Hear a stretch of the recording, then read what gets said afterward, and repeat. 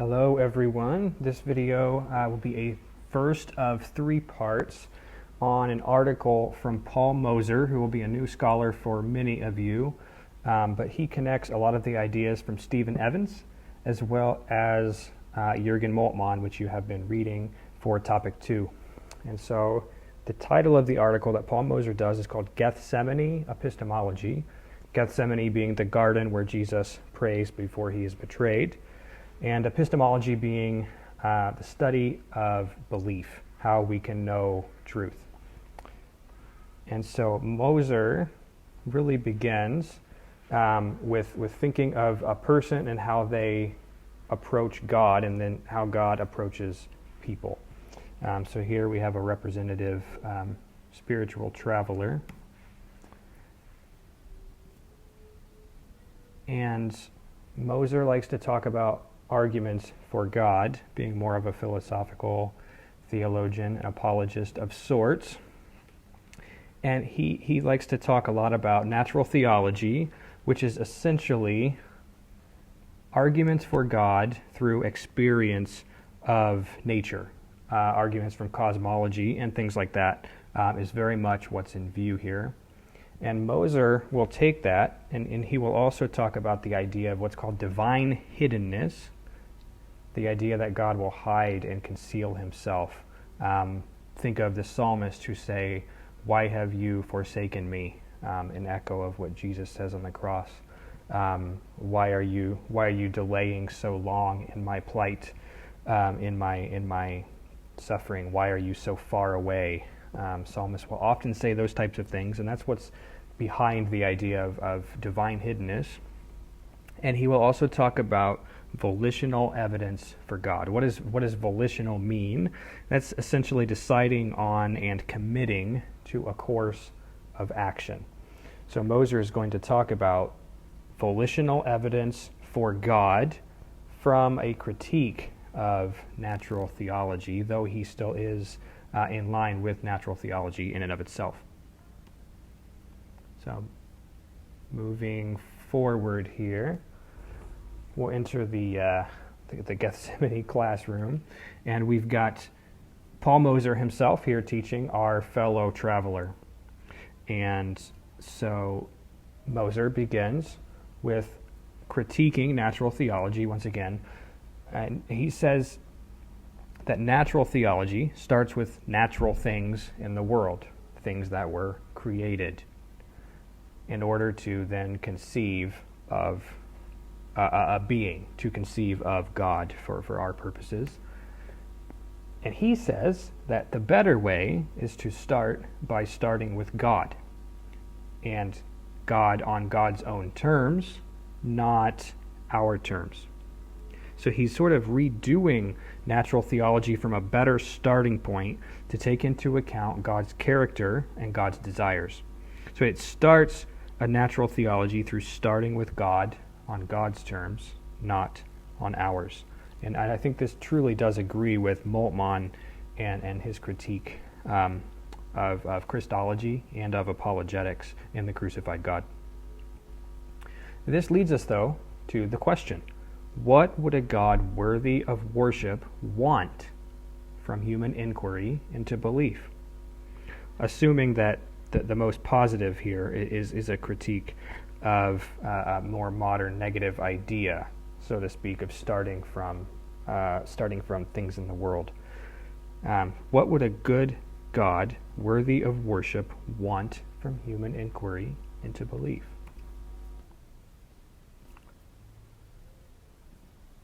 And so that brings us to the idea of a modern critique versus what Moser is doing. And modern may not be the best word, but oftentimes how people describe what's going on today in terms of how we can know and come to know a being that's beyond us. So we have the idea of the cosmos in the world. The question becomes, where is God? Well, oftentimes, God is perceived to be a third party indirectly involved if he exists. And so the assumption here, God, if he exists, can be studied as another aspect of the natural world. But Moser, rightfully so, critiques this idea. And he critiques it by combining the cosmos and the world and says, where's God? God is not a third party indirectly. It should be indirectly involved. He is rather directly involved through what's known as an I-thou relationship, a God-person relationship, direct access to humanity. The assumption, God, if he exists, cannot be studied as another aspect of the natural world. And so he's critiquing a lot of modern, often described new atheists on this idea, saying, well, you're creating a straw man, you're creating a fictitious God if you're trying to come from the starting point of just natural theology to conceive of something that's outside of creation. It cannot be done unless you take that being on its own terms. So God, if he exists, cannot be studied as another aspect of the natural world because he's not simply another aspect of the natural world. He created the world and is beyond it, yet directly involved at the same time. And so that leads us to a question then. How would a good God desire to be involved, and what would he require to believe in him? That's a natural question if we're going to take God on God's terms. How would a good God desire to be involved in the world? Secondly, what would he require for a spiritual traveler to believe in him? So a natural and logical good question to ask. Moser states, essentially, that we should expect from a good God that he would have evidence in the world that points humans to him, but doing so without forceful coercion. And so here we see an echo of Evans' natural signs, things that are in the world pointing beyond, out of the world to God. And Moser sort of takes this idea and he's going to really further it along. And he says, we should expect from a good God that he would have evidence. And he would do so without forceful coercion.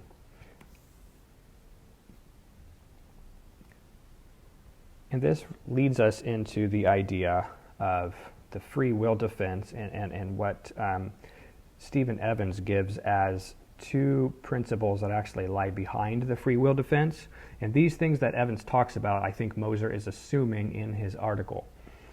And so, again, Moser is saying we should have, from a good God, we should expect evidence that points beyond to God without forceful coercion. And Moser says this is exactly what we find. Through experience of wonder, beauty of creation, these things point beyond the sign in the world to the reality of God through asking, again, why is there something and not nothing? An echo of Evans. This leads to these two principles that Moser is assuming in his article that we're talking about in this particular set of videos. And the free will defense, essentially, in and of itself, is that humans must be free to choose God. Otherwise, God is not ultimately loving, sovereign, powerful, and so forth. So the two principles behind this idea are wide accessibility and easy resistibility. Again, Moser says you would expect to have evidence in the world for God's existence. God would want that to be the case. And so there is wide evidence available for God through creation. Yet, even though it's widely available, it's easy to resist. It's easy to deny. And this has to be the case, must be so, in order for God to be truly loving and not forceful or coercive, thereby creating the typical idea of God created robots without any type of free will to believe in him. And that can't be conceived of because then God wouldn't be truly a loving being. To do that, it would be a self-serving dictator, is often the critique that is given. So these are the two principles that are lying beyond. And really this leads us to a question, or rather a statement that could be formed into a question. A morally good God wants transformation from humanity.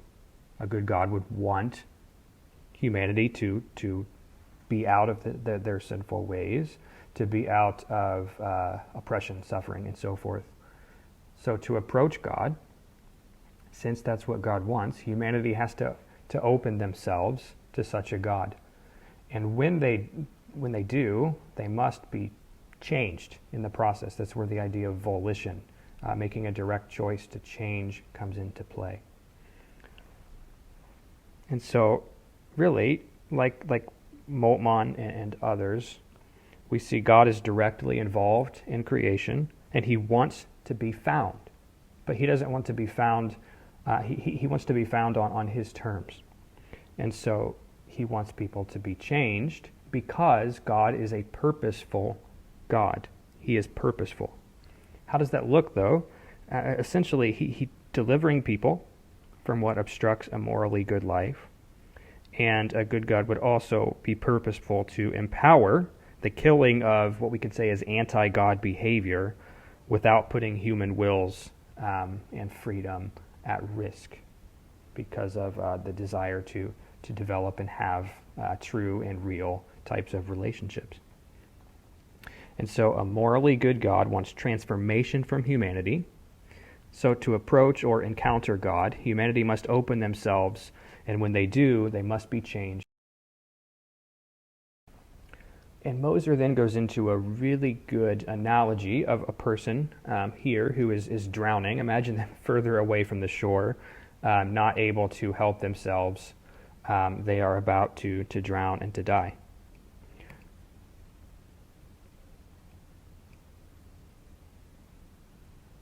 But along comes our friend with a life raft, and he wants to help.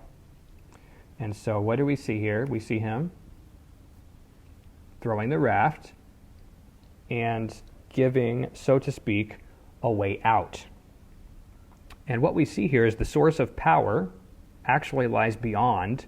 It's not inside of the person who is drowning. It lies beyond, outside on the person on the shore who's trying to save them.